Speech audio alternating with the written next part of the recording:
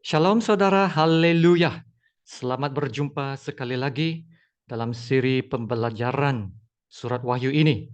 Nah, kita masuk sekarang dalam bab yang sangat menarik, yaitu bab 19 tentang kedatangan Yesus yang mulia. Haleluya, Yesus akan datang kembali. Kita baru sahaja melalui dua bab, yaitu bab 17 dan 18, di mana kita melihat kejatuhan Babel. Nah, Tuhan sekarang akan bertindak ke atas musuh-musuh utamanya. Yaitu dalam bab 18, Babel akan dimusnahkan. Bab 19, dua binatang yang disebutkan dalam Wahyu 13 akan dibinasakan. Naga, yaitu iblis, akan dimusnahkan. Sebelum ini, dalam bab 18, ya, apabila Babel dimusnahkan, terdapat perkabungan yang hebat, ya, di bumi. Dalam bab 19 ini, yaitu bahagian pertama 1 hingga ke 10, kita akan melihat kejatuhan Babel dari perspektif syurga. Mari kita lihat ayat yang pertama, bab 19. Kemudian daripada itu, aku mendengar seperti suara yang nyaring dari himpunan besar orang banyak di syurga. Katanya, haleluya, keselamatan dan kemuliaan dan kekuasaan adalah pada Allah kita. Sebab benar dan adil segala penghakimannya, kerana ialah yang telah menghakimi pelacur besar itu yang merosakkan bumi dengan percabulannya. Dan ialah yang telah membalaskan darah hamba-hambanya atas pelacur itu. Apabila Babel jatuh, terdapat sukacita yang besar di syurga. Ya, seluruh warga syurga bersorak pujian kepada Tuhan Allah kita. Ya, ini adalah sorakan kemenangan yang berkata haleluya. Keselamatan dan kemuliaan dan kekuasaan adalah pada Allah kita. Seluruh warga syurgawi bersorak, ya, bersorak nyaring memuji Tuhan, khususnya untuk penghakiman Allah yang adil ke atas Babel, ya, si pelacur besar itu. Ya, kerana ayat 2 berkata, Tuhan telah membalaskan darah hamba-hambanya atas pelacur itu. Ini adalah jawaban kepada doa-doa orang kudus di Wahyu bab 6 ayat 10. Yang berkata ini, ya Tuhan yang Maha Kuasa, yang suci dan benar, berapa lama lagi baru Engkau mengadili penduduk bumi dan menghukum mereka kerana telah membunuh kami? Nah, jawabannya telah terjawab di sini dalam ayat 2 bab 19 ini. Tuhan telah membalaskan darah hamba-hambanya atas pelacur itu. Ya, marilah kita lihat sebab lain sukacita besar ini di syurga dalam ayat 3. Dan untuk kedua kalinya mereka berkata, haleluya, ya, asapnya naik sampai selama-lamanya. Hakikat bahwa ayat ini menyebut asapnya naik sampai selama-lamanya. Nah, ini bermakna Babel telah musnah sepenuhnya. Dan kemusnahannya adalah kekal. Ya, Babel tidak akan bangkit lagi. Kemusnahannya adalah total dan muktamad. Ya, asapnya naik sampai selama-lamanya. Nah, ini juga menandakan berakhirnya pemerintahan manusia dan memulakan pemerintahan kerajaan Kristus. Amin. Haleluya. Tiada lagi pemerintahan manusia, hanya kerajaan Kristus. Ya, saudara, bukankah itu alasan yang paling hebat untuk memuji Allah? Itulah sebabnya ada sukacita besar memuji Tuhan. Perhatikan bahwa semua ini belum lagi terjadi. Ya, tapi semua ini telah dicatat untuk kita hari ini. Untuk memberitahu kita bahwa apa yang telah difirmankan pasti akan terjadi. Amin.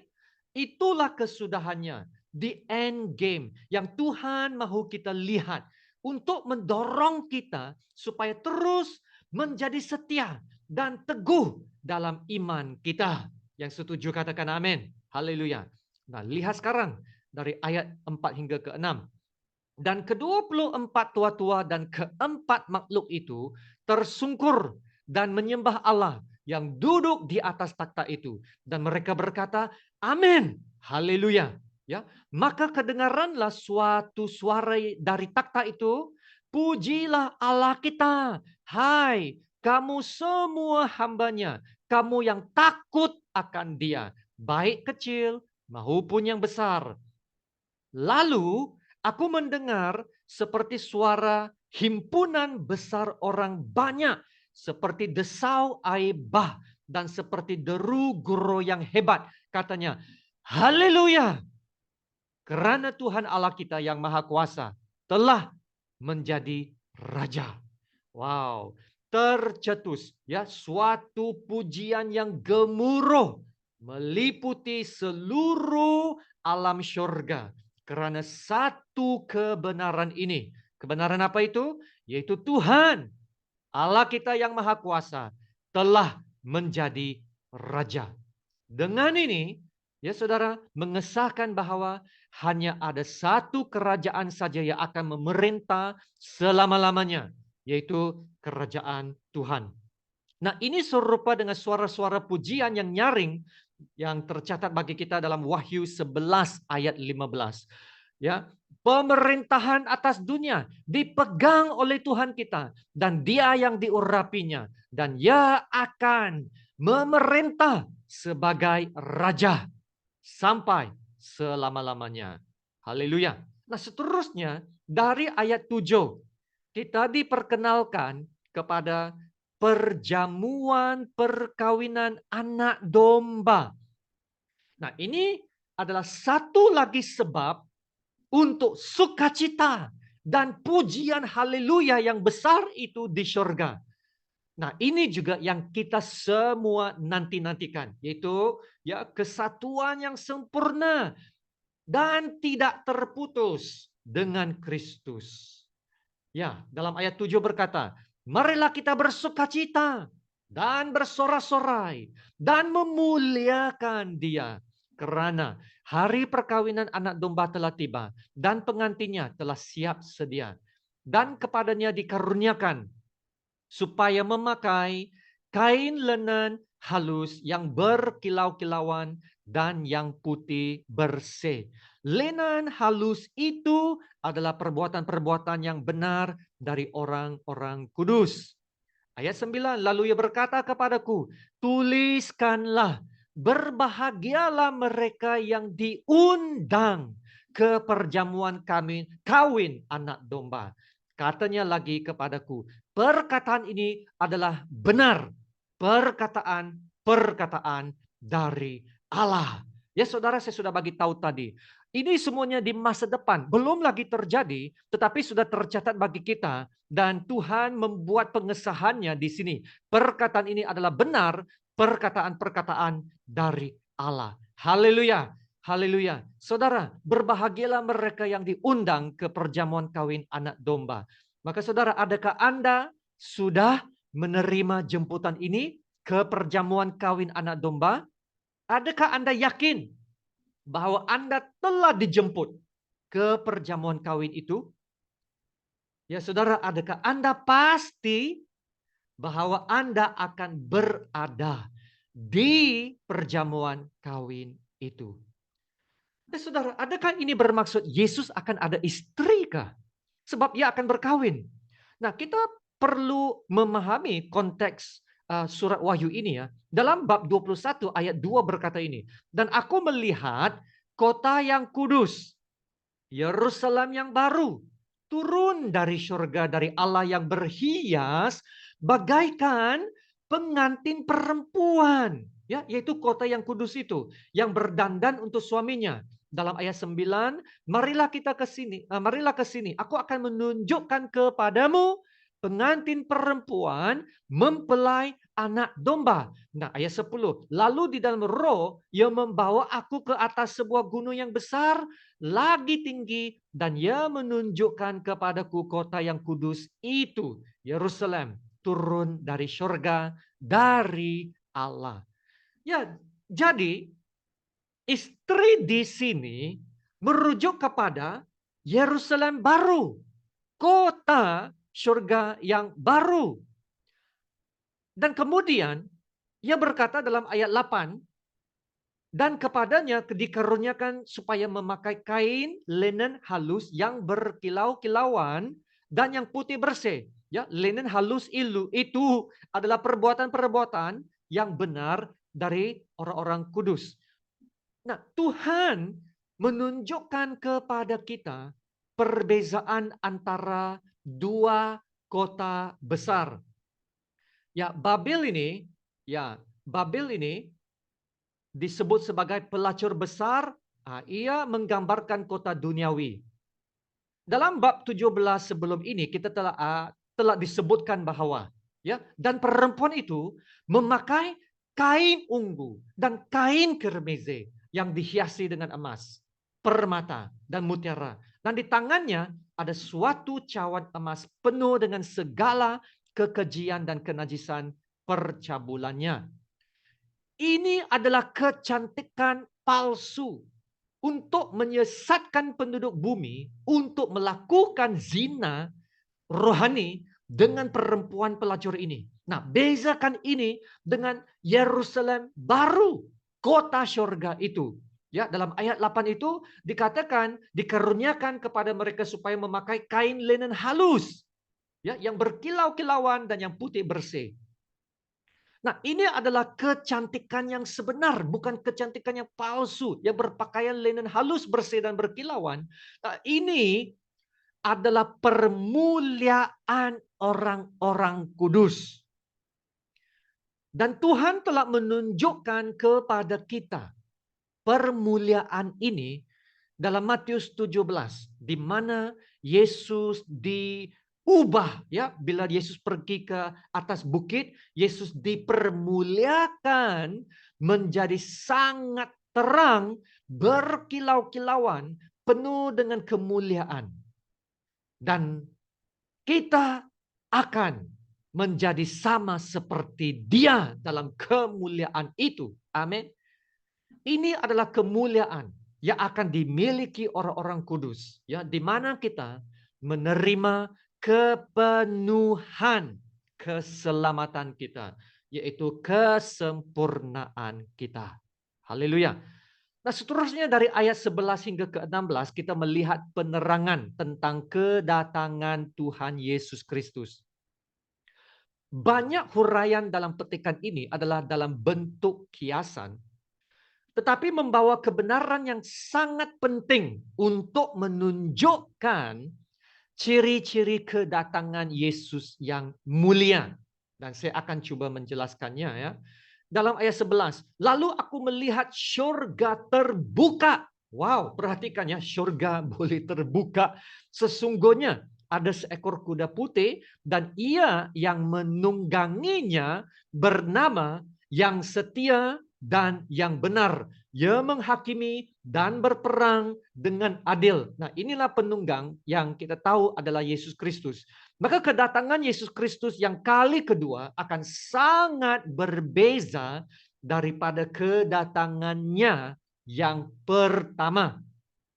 Dan saya akan membuat perbandingan itu, ya, supaya kita dapat melihat kemuliaan kedatangannya dalam ayat-ayat ini. Nah, dalam kedatangan yang pertama, Yesus telah mengosongkan dirinya sendiri, ya, dan mengambil rupa seorang hamba dan menjadi sama seperti manusia. Ya, Yesus adalah bayi yang dilahirkan di dalam palungan. Ya, dalam kedatangannya yang pertama, Yesus datang untuk membawa damai. Dia masuk Yerusalem menunggang keldai. Nah, itu adalah lambang kedamaian. Tetapi dalam kedatangannya yang kedua, Yesus akan datang menaiki kuda yang berperang. Dia akan datang sebagai pahlawan, penakluk yang menang ataupun sudah menang, ya, untuk menakluk dan menundukkan setiap kejahatan. Dan dia akan menghakimi mereka dengan sangat kuat, ya, yaitu dengan kegeraman murka Allah yang Maha Kuasa, yang akan disebut nanti dalam ayat 15. Ayat 12, dan matanya bagaikan nyala api, dan di atas kepalanya terdapat banyak mahkota, dan padanya ada tertulis suatu nama yang tidak diketahui seorang pun kecuali ia sendiri. Dan ia memakai jubah yang telah dicelup dalam darah, dan namanya ialah Firman Allah. Ya saudara, apa yang telah saya highlight di sini saya akan jelaskan nanti ya. Ayat 14, dan semua pasukan yang di surga mengikuti dia. Mereka menunggang kuda putih dan memakai linen halus yang putih bersih. Dan dari mulutnya keluarlah sebilah pedang tajam yang akan memukul segala bangsa.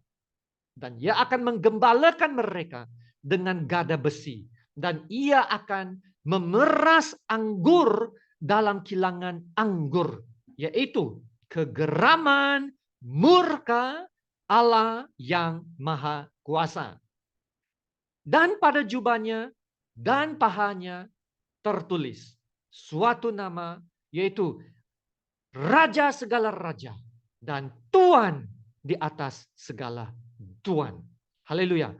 Apabila Yesus datang kembali, dia akan datang bukan lagi sebagai hamba yang lemah, tetapi sebagai raja atas segala raja dan Tuan di atas segala tuan. Nah, lihat kembali sekarang ayat 12. Dikatakan dalam ayat ini, mata Yesus bagaikan nyala api. Ya, mata yang dahulunya menangisi Yerusalem yang tidak bertaubat, kini akan mempunyai mata seperti nyala api. Nah, ini adalah mata penghakiman yang tajam. Tidak ada sesiapa pun yang akan terlepas dari penghakiman Kristus. Nah, tambahan lagi, apabila Yesus datang kembali, dia tidak akan lagi memakai mahkota duri. Tidak, ya. Dia akan memakai banyak mahkota. Nah, ini adalah mahkota pemerintah. Ya, dia tidak akan lagi memikul salib, tetapi ia akan datang dengan tongkat besi atau gada besi. Dengan itu dia akan memerintah bangsa-bangsa. Nah, seterusnya ayat 13 mengatakan pakaian Yesus itu dicemari dengan darah. Nah, ini bukan darahnya sendiri, tetapi darah musuh-musuhnya. Nah, inilah yang pernah dinubuatkan sebelum ini oleh Yesaya dalam Yesaya 63 ayat 23. Mengapakah pakaianmu semerah itu dan bajumu seperti baju pengirik buah anggur?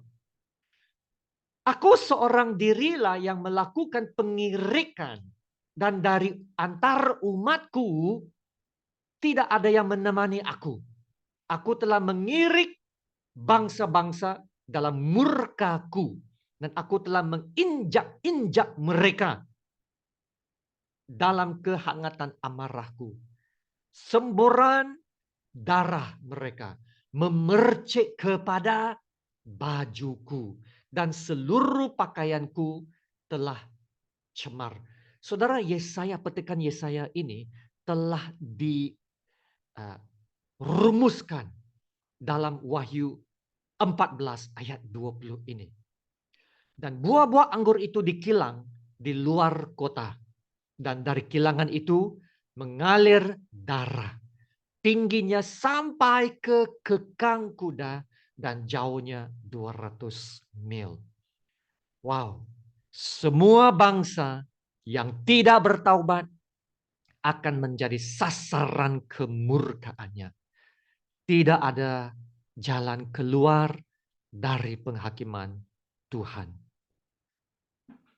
Ayat 14, dan semua pasukan yang di surga ya mengikuti dia. Mereka menunggang kuda putih dan memakai linen halus yang putih bersih.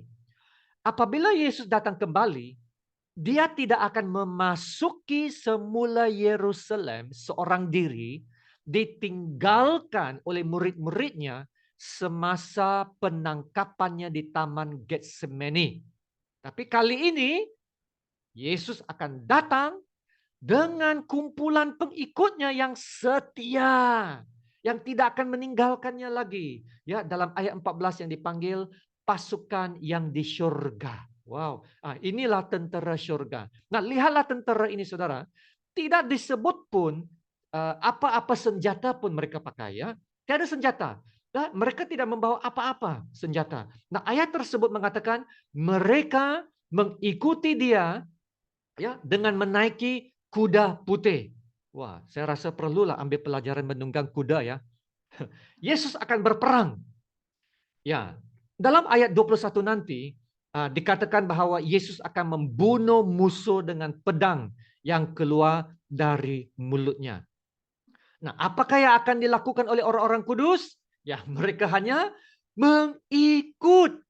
Nah, itulah panggilan dari awal. Ikut Yesus. Percayalah kepada Yesus. Dan kemudian memerintah bersama Yesus. Amin. Wow, luar biasa. Ikut dengan setia.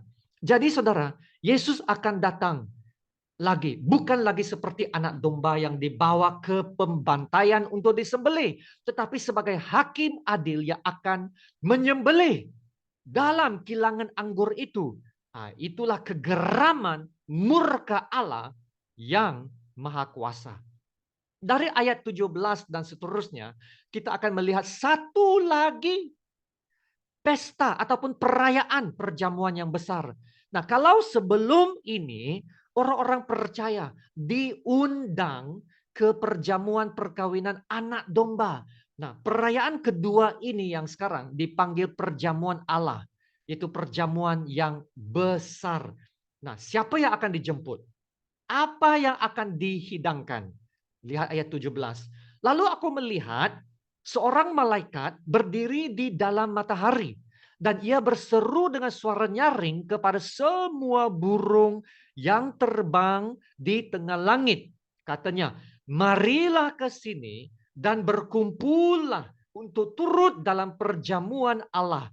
Perjamuan yang besar.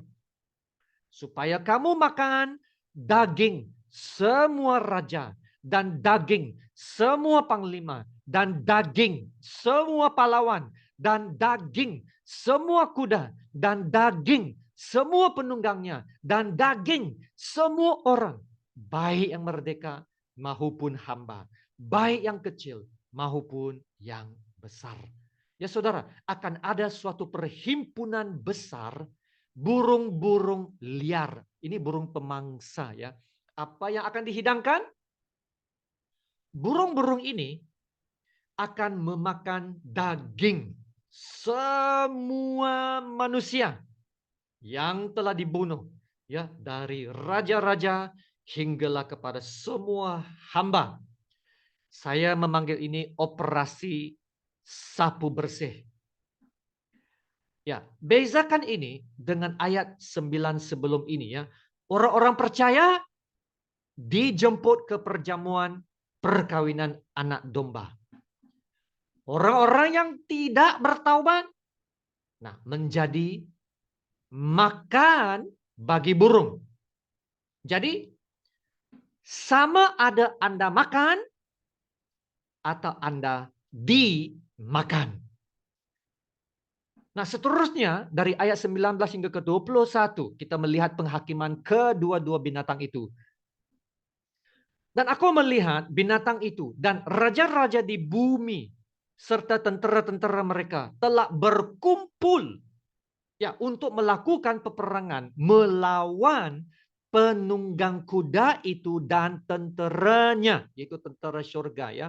Ayat 20. Maka tertangkaplah binatang itu dan bersama-sama dengan dia nabi palsu yang telah mengadakan tanda-tanda di depan matanya. Dan dengan demikian ia menyesatkan mereka yang telah menerima tanda dari binatang itu dan yang telah menyembah patungnya. Keduanya dilemparkan hidup-hidup ke dalam lautan api yang menyala-nyala oleh belerang. Dan semua orang lain dibunuh dengan pedang yang keluar dari mulut penunggang kuda itu. Dan semua burung kenyang oleh daging mereka. Dua binatang ya yang disebut dalam ayat 20 ialah dua binatang dalam Wahyu 13, yaitu antikristus binatang yang keluar dari laut ya dan nabi palsu binatang yang dari darat. Mereka dua ini telah menyesatkan dunia. Nah, perhatikan di sini ya. Mereka telah memperkenalkan tanda binatang itu, tapi selepas itu ya menyesatkan mereka untuk menerima tanda binatang dan menyembah patung binatang antikristus itu. Nah, perhatikan sekali lagi ayat 19 ini ya. Raja-raja bersama dua binatang. Mereka berkumpul mau melawan Yesus dan tenteranya. Tapi tidak disebut apa-apa pertempuran. Ya, kenapa? Sebab ia adalah usaha sia-sia coba melawan Yesus. Mereka yang berkumpul itu ya pasti akan dikalahkan. Dan ini sudah diberitahu sebelum ini dalam bab 17 ayat 14. Mereka akan berperang melawan anak domba. Tetapi anak domba akan mengalahkan mereka. Haleluya. Karena ia adalah Tuhan di atas segala Tuhan dan Raja di atas segala Raja. Haleluya. Yesus adalah Tuhan atas segala Tuhan, Raja atas segala Raja. Perhatikan frasa ini disebut beberapa kali dalam surat Wahyu. Saudara, Anda tak boleh lawan Tuhan Yesus. Tak boleh. Maka dua binatang itu dikalahkan. Nah, apa yang terjadi kepada mereka? Ayat 20. Mereka akan dilemparkan hidup-hidup ke dalam lautan api. Nah, ini adalah tempat penghakiman yang terakhir. Mereka akan menjadi penghuni pertama lautan api itu. Mereka akan hidup di dalam lautan api itu. Nah, inilah penderitaan dan siksaan yang kekal. Dan selebihnya manusia yang mengikuti binatang itu, mereka akan dibunuh oleh pedang Yesus dan dimakan oleh burung. Nah, ini hanya dalam daging ya. Tetapi kemudian Anda akan melihat mereka juga akan dilemparkan ke dalam lautan api dalam ayat 8 bab 21. Tetapi orang-orang penakut, orang-orang yang tidak percaya, orang-orang keji, orang-orang pembunuh, orang-orang sundal, tukang-tukang sihir, penyembah-penyembah berhala, dan semua pendusta, mereka akan mendapat bagian mereka di dalam lautan yang menyala-nyala oleh api dan belerang. Inilah kematian yang kedua. Jadi saudara, dalam bab ini kita melihat ada dua perjamuan. Perjamuan perkawinan anak domba dan perjamuan besar Allah. Semua orang pasti akan menghadiri sekurang-kurangnya satu daripada jamuan ini.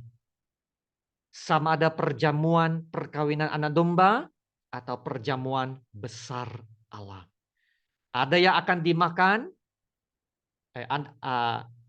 dimakan ya di dalam perjamuan besar Allah ataupun akan makan pada perjamuan perkawinan anak domba. Ada satu cara untuk mengelak daripada menjadi makanan untuk burung-burung liar itu. Macam mana? Yaitu dengan perjamuan kudus Tuhan sekarang. Ya, perjamuan Tuhan ini yang terdiri daripada roti dan anggur yang melambangkan tubuh dan darah Yesus yang dicurahkan di atas kayu salib. Yesus mati di kayu salib untuk dosa-dosa kita.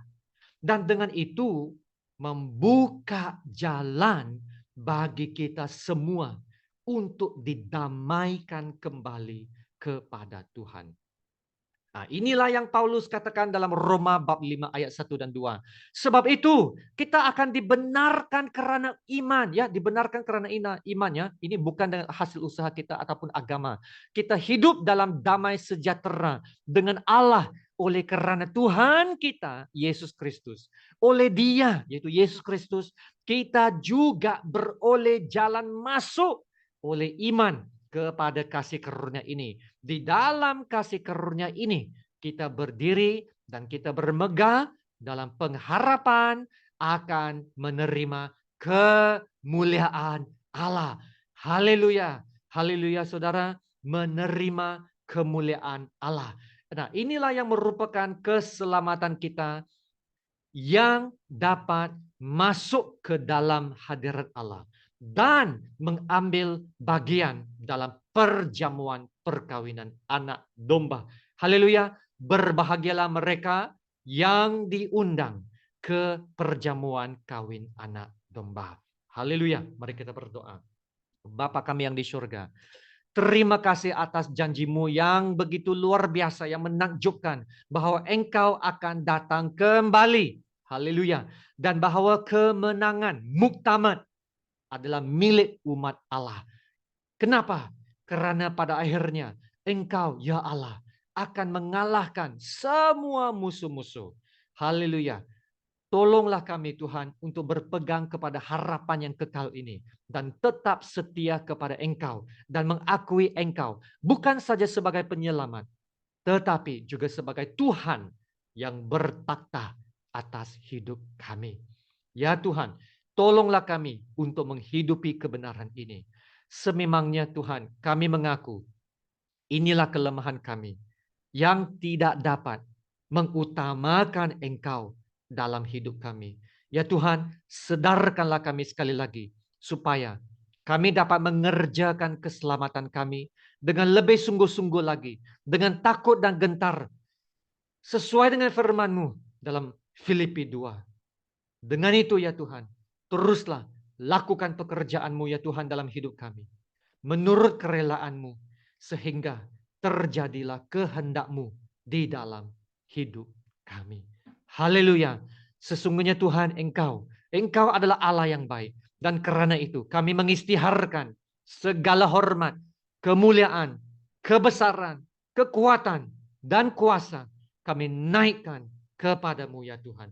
Engkaulah yang ada, yang sudah ada, dan yang akan datang.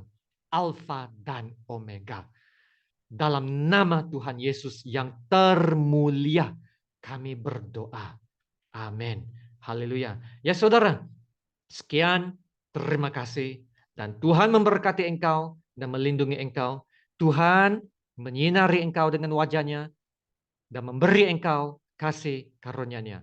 Tuhan menghadapkan wajahnya kepadamu dan memberi engkau damai sejahteranya. Amin.